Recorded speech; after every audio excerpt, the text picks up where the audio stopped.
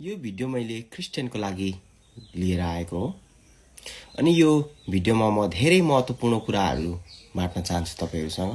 यो भिडियोलाई तपाईले नसारिकन हेर्दिनुहोस् अनि म चाहिँ देखेको कुरामा मात्रै विश्वास गर्ने छोरा हो।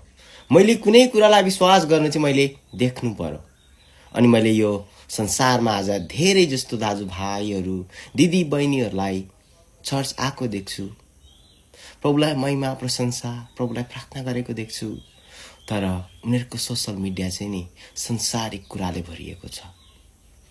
संसारिक गीतमा तपाईं नाच्नुहुन्छ। अब तपाईको सोच्ने समय आयो। तपाई चर्च आउँदाखेरि प्रभु त खुसी हुनुहुन्छ, तर चर्च बाहिर गएपछि तपाई कसलाई खुसी बनाउँदै हुनुहुन्छ? अब तपाईको सोच्ने समय आयो। म तपाईलाई बचाउन सक्दिन, तर म तपाईलाई बताउन सक्छु, किनकि मैले लाइफमा धेरै कुराको एक्सपिरियन्स गरेको छु। I have the experience of the worldly things. I have the experience of darkness. मैले संसारिक कुराहरूको एक्सपिरियन्स गरेको छु। मैले अन्धकारको पनि एक्सपिरियन्स गरेको छु। अब तपाईको सोच्ने समय आयो। तपाई चर्च आएर प्रभुलाई खुसी बनाउनुहुन्छ, तर चर्च बाहिर गएपछि खुसी कसलाई बनाउनुहुन्छ? That's the real questions. त्यहाँ चाहिँ तपाईहरु फेल खान सक्नुहुन्छ। त्यहाँ चाहिँ तपाईहरु फेल खान सक्नुहुन्छ। प्रभुलाई महिमा प्रशंसा गर्दाखेरि प्रभु खुसी हुनुहुन्छ। चर्च आउँदाखेरि प्रभु खुसी हुनुहुन्छ, तर चर्च बाहिर तपाईले कसलाई खुसी बनाउँदै हुनुहुन्छ भनेर अब सोच्ने समय आयो प्रिय, आयो। प्रभुले कसैलाई पनि नजरअन्दाज गर्नुहुन्न। तपाई जस्तो माइन्डसेट लिएर तपाईले चर्च आउनुहुन्छ, त्यस्तै माइन्डसेट चाहिँ चर्च बाहिर जाँदा पनि भयो भने चाहिँ तपाईमा धेरै सुधार आउँछ, भिन्नता आउँछ। तर तपाई चर्च आउँदाखेरि प्रभुको खुसी, बाहिर जाँदाखेरि आफ्नो खुसी गर्नुहुन्छ भने चाहिँ तपाई प्रभुको प्यारो हुन सक्नुहुन्न। आजको दाजुभाइहरूको दिदी बहिनीहरूको एउटा खुट्टा चर्चमा अनि एउटा खुट्टा चर्च बाहिर भइरहेको छ। चर्च आएर तपाई नाचगान गर्नुहुन्छ, प्रभुलाई महिमा प्रशंसा त गर्नुहुन्छ, तर चर्च बाहिर गएपछि तपाई संसारिक गीतमा नाचगान गर्नुहुन्छ भने नि तपाई शैतानलाई मनोरञ्जन दिइरहनु भएको छ तपाईले, प्रभुलाई हैन। अब तपाईको सोच्ने समय आयो प्रिय। म तपाईलाई बचाउन सक्दिन, म तपाईलाई बताउन सक्छु, किनकि मैले जीवनमा धेरै कुराहरूको एक्सपिरियन्स गरेको छु, धेरै कुराहरू मैले भोगेको छु। अनि लाइट चाहिँ नि अन्धकारमा मात्रै चम्किन्छ। Light only shine in darkness. अन्धकारमा मात्रै उज्यालो भएर लाइटको भ्यालु आउँछ। त्यहाँनिर तपाईहरु नि लाइट बन्नुहोस्। तपाईहरु नि अन्धकारमा भएको मानिसको लागि नि एउटा उज्यालो बन्नुहोस् न। म त्यही चाहन्छु तपाईहरुबाट। तपाईहरु चर्च आएर प्रभुलाई त खुसी बनाउनुहुन्छ, सेवा संगति हिनेर प्रभुलाई खुसी त बनाउनुहुन्छ, तर चर्च बाहिर चाहिँ तपाईले खुसी कसलाई बनाउँदै हुनुहुन्छ? प्रभुले त्यहाँ पनि हेरिरहनु भएको छ का? प्रभुले नजरअन्दाज त गरिरहनु भएको छैन नि त। त्यहाँ पनि प्रभुले हेरिरहनु भएको छ। म तपाईहरुलाई त्यही भन्न चाहन्छु। म पर्फेक्ट भएर भन्दै छुइन यहाँनिर, म चाहिँ एक्सपिरियन्स भएर भन्दैछु। पर्फेक्ट हुनु र एक्सपिरियन्स हुनुमा चाहिँ त्यहाँनिर दुईटा कुरा छन्, त्यहाँनिर दुईटा भिन्नता छन्। त्यहाँनिर म तपाईहरुलाई त्यही भन्न चाहन्छु। तपाईहरुले मनोरञ्जन कसलाई गर्दै हुनुहुन्छ? तपाईले खुसी कसलाई बनाउँदै हुनुहुन्छ? प्रभुलाई बनाउँदै हुनुहुन्छ कि तपाईले शैतानलाई बनाउँदै हुनुहुन्छ? अब आजदेखि तपाईले कस्तो खालको माइन्डसेट राख्नुहोस् भने जस्तो चर्चमा लिएर आउनुहुन्छ नि त्यस्तै माइन्डसेट चाहिँ चर्च बाहिर हुनु पर्यो क्या हामीमा।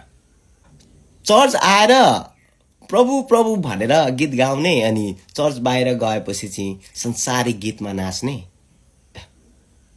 त्यस्तो त कहिले हुँदैन त। ती कुराहरू प्रभुले हामीबाट चाहनुहुन्न। प्रभुले त ती कुराहरूबाट टाढा बस्नु है नानी पो भन्नुभएको छ त हामीलाई त। तर हामी त संसारिक गीतमा त अनि ट्रेन्डलाई फलो गर्दै जान्छौँ त। अनि ट्रेन्डिङ चाहिँ के छ अहिले, कुन गीत चाहिँ ट्रेन्डिङ छ, हामी त्यो फलो गर्दै जान्छौँ। ती कुराहरू प्रभुले हामीबाट कदापि पनि चाहनुहुन्न। संसारकै जुनै बाबुआमाले पनि नि, जुनै मम्मी ड्याडीले पनि नि, उनीहरूको छोरा छोरीले मम्मी ड्याडीको इच्छा पुरा गर्न सके भने चाहिँ नि मम्मी ड्याडीले जे पनि दिनुहुन्छ क्या। तर हामीले पनि नि प्रभुको इच्छा पुरा गर्यौँ भने नि प्रभुले हामीलाई जे दिनुहुन्छ। प्रभुले मागेको कुरो चाहिँ नि दिनुहुन्छ प्रभुले। तर त्यहाँनिर निड हुनु पर्यो, त्यहाँनिर वान्ट्स हुनु भएन। बुझ्नुभयो नि तपाईँले? म तपाईँहरूलाई त्यही भन्न चाहन्छु। अब तपाईँको सोच्ने समय आयो। तपाईँ चर्च आएर तपाईँले प्रभुलाई त खुसी बनाउनुहुन्छ, तर चर्च बाहिर खुसी तपाईँले कसलाई बनाउँदै हुनुहुन्छ? अब त सोच्ने समय आयो प्रिय, आयो। फ्याक्ट्स सोच्ने समय आयो। अब तपाईँहरू अझै पनि फेरि संसारिक गीतमा नाच्ने हो भने चाहिँ म तपाईँहरूलाई बचाउन सक्दिनँ, होइन? तर यो भिडियो हेरेर तपाईँको ज्ञान आयो, तपाईँले केही नलेजहरूलाई लिएर जानुभयो भने चाहिँ फेरि त्यो अर्कै हो, डिफ्रेन्ट टाइप अफ ब्रिड हो। त्यो चाहिँ तपाईँ छुट्टै तरिकाले बनिनुहुन्छ। फेरि म तपाईँहरूलाई त्यही भन्न चाहन्छु, चर्च आउनुपर्छ, प्रभुलाई महिमा प्रशंसा धन्यवाद दिनुपर्छ, प्रभुले हामीलाई दिएको बाटोमा हिँड्नुपर्छ। तर चर्च बाहिर गएर पनि त्यही माइन्डसेट लिएर हिँड्नु चाहिँ धेरै महत्त्वपूर्ण छ, धेरै जरुरत छ त्यहाँनिर। आजको युवाहरूको नि एउटा खुट्टा चर्चभित्र, एउटा खुट्टा चर्च बाहिर भइरहेको छ। चर्चमा आएर प्रभु प्रभु भन्ने, नाचगान गर्ने, चर्च बाहिर गएपछि संसारिक गीतमा नाच्ने,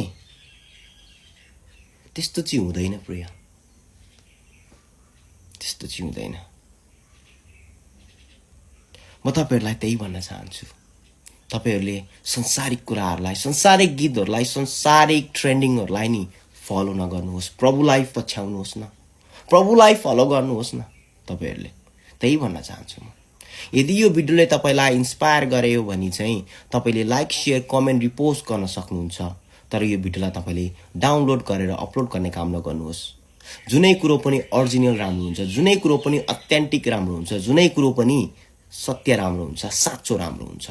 झुटो कुराहरू प्रभुले मन पराउनुहुन्न। प्रभुले असल कुराहरू मन पराउनुहुन्छ, प्रभुले सत्य कुराहरू मन पराउनुहुन्छ।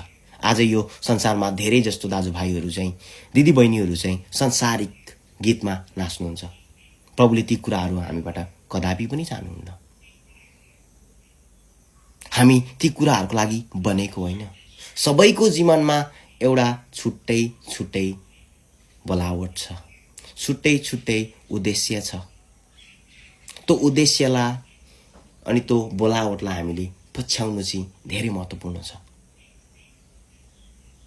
अब अझै तपाईँ संसारिक गीतमै नाच्नुहुन्छ भने चाहिँ म तपाईँलाई रोक्दिनँ। फेरि रोक्ने मेरो काम होइन, बचाउने मेरो काम होइन, मेरो काम चाहिँ सिर्फ बताउने काम हो।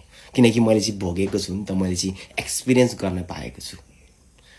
सबैजनाले एक्सपिरियन्स गर्न पाउँदैन क्या लाइफमा, तर मलाई प्रभुले एक्सपिरियन्स गर भनेर ती कुराहरू दिनुभयो। खुसीको कुरा छ मेरो लागि, म खुसी छु। प्रभुले मलाई धेरै कुराहरूमा एक्सपिरियन्स गराउनु दिनुभयो। म धेरै धन्यवाद छु त्यसको लागि। प्रभुलाई धेरै धन्यवाद दिन्छु। धन्यवाद छ। प्रभुले तपाईँलाई प्रशस्त रूपमा आशीर्वाद दिनुभएको होस्। God loves you. God cares about you. And God bless you. Thank you for watching my video. God bless you. And have a blessed day.